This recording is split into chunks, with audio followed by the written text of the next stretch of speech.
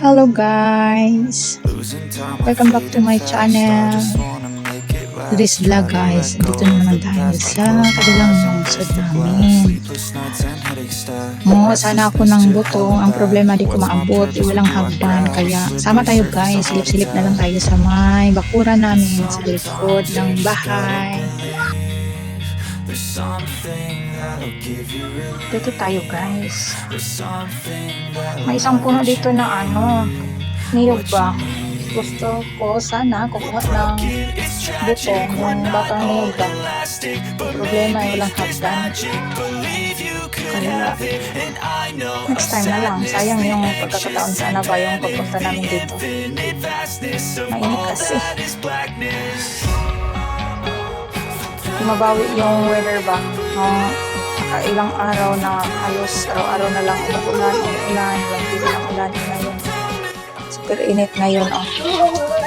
Ang bahay namin malapit lang sa kalsada, kaya mas lalong mainit yung evaporation ba na galing sa mga kalsada. Aabot hanggang dito sa bahay yung init.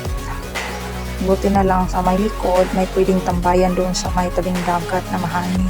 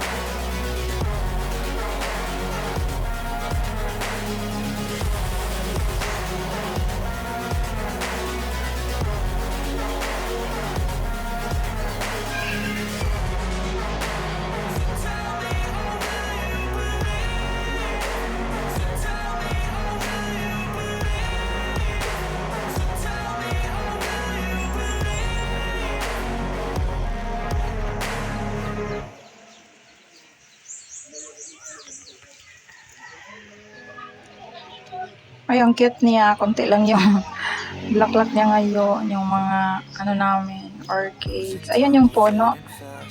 Ayun, marami siyang butong ba. Kumaabot. Wala pa namang mga estudyante na pwedeng umakyat. Walang pwedeng mautusan. Kaya next time na lang. Sayang yung pagkakataon ba. Minsan lang din kami nakauwi dito. Ayun, ayun. Butong. Maliit lang yung puno. Sarap ba yun? Basta sa tag-init, kulang na lang yung gatas at saka yung gatawag na labog ba? Para sa gamot sa tag-init.